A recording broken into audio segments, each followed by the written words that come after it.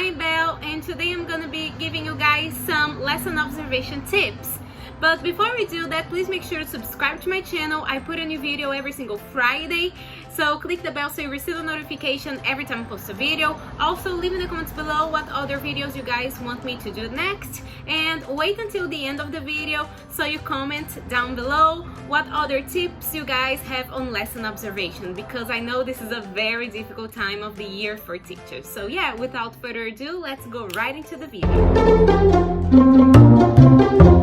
First tip, and my absolute favorite one, is keep it simple. On your lesson observation day, you definitely do not want to do something like completely different or even too creative. I know it sounds like really weird for me to say too creative, but that's not a day to do like things that require too much explanation, or something that requires a lot of preparation, a lot of focus from the students. So I always do things that I know that my students like, and that are going to be really simple to explain, because I know that in lesson observation, especially if you teach English as a second language, you know that something that they observe a lot in lesson observations is the teacher talking time. So that's something that it's going to save you a lot of time, and you're going to speak very little, so if you keep it simple. So that's something that I always do. I try to keep it simple as much as possible. If I do something that's a little more creative, that's going to require a lot more explanation, what I do is modeling. I always choose an activity that I'm going to be able to model, because again, modeling an activity saves a lot of TTT, teacher talking time.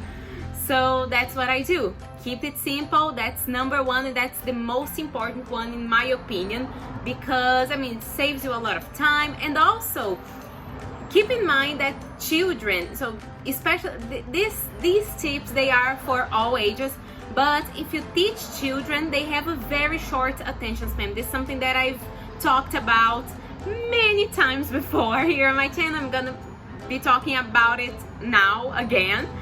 But children, they can't focus for like a long time. So the shorter the activities are, the better they're going to be for children. So keep that in mind, because you definitely don't want your students to be bored to death, because that's going to be bad for you, because it's a lesson observation, obviously. So let's go to tip number 2. Tip number 2 is do not do something new. Keep your routine. I think that keep your routine is also something that you should definitely keep in mind. You do not want to do an activity that your students have never done before. So for example, if your students have never played hot potato, this is not the day to do that because there's so many chances for it to go wrong that you do not want to do it. So stick to what you've done before. I think that's a very valuable tip too. And again, all of those tips I've received from my colleagues, my work colleagues, who have been doing this for a lot longer, but also I've been doing this for over 10 years now. So also I've gathered the tips that have been more useful for me personally. So I hope they are useful for you guys too. Let's go to tip number 3. Tip number 3 is don't be afraid of correcting your students.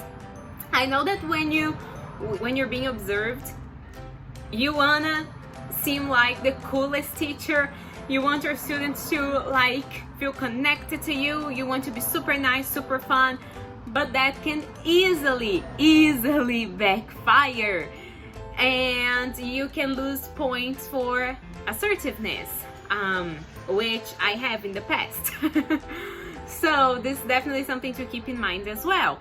Maybe if you have watched my previous videos, you'll know that I always do this. I keep the rules on the wall, I don't have a lot of rules, but again, keep the rules simple. If you want a video on rules, because this is something that I used to struggle a lot in the beginning of my career, but now I feel like I've finally been able to master that. So if you want a video on rules and assertiveness, please leave in the comments below. I would love to do that because it's something that I know it's something that I've struggled a lot, especially in the past. So if you want me to make a video on that, leave in the comments below. But when you're being observed, do not hesitate in correcting your students, even if it's, whether it is like misbehavior or whatever it is, just correct your students. Even if you have to send them to talk to the principal, to the coordinator, whatever it is, you do what you have to do. Doesn't matter. My next tip would be keep the steps clear when you teach. Whether it is children, teenagers, adults, you have to keep your steps like clear, very, very clear. At least, like in my experience, that's very useful. So if you are starting out, if you have like an agenda, if you have to like start the class with some kind of routine, make it clear, and then you go to contextualization, or I mean whatever you do, a circle time, and then you go to the next step, but make it very clear. If you're teaching children, you do, so the order would be routine, agenda, circle time, vocabulary, then recognition activity, then a practice, then a freer practice, then a presentation / production stage. So that would be how I would keep, like how I would teach my lesson. So I would keep that in mind when planning it. So that goes to the next step, which is lesson plan. When you plan your lesson, make sure that you like kind of, I don't want to say over plan, but also it is over planning. So when you plan your lesson, make sure that you have a plan B, a plan C, a plan D, because I don't know, things can happen, and sometimes you do an activity, even if it's an activity that you've done before, but maybe something goes wrong, so you have to be prepared. Also, if you finish your class too early, you have an extra activity that's in your lesson plan. And when you give your lesson plan to the observer or the mentor, or you know, whoever is going to watch your lesson, they're going to see that you are prepared, so that's like extra points for you. So that's something to also keep in mind. You know, have a plan B, a plan C, a plan D, have extra activities for each step. If your recognition activity is not working, or if the students are not recognizing, if they need extra practice in that area, you have an extra activity. If they're not enjoying that activities as you thought they would, you have an extra activity. So that's something to also keep in mind. Have at least one extra activity for each part of the lesson. That's something that I always do. And last but not least, do not change anything about your lesson. Be yourself and do what you always do, because that's the most important thing. If you have a routine, your students already kind of know what you do. So if you change it up, your students can be kind of scared of that and freeze. So you want to be yourself, and you want to just do what you always do, and I know you're gonna be great. So if you have something coming, I know this is a very, very nerve-wracking time of the year if you're being observed now.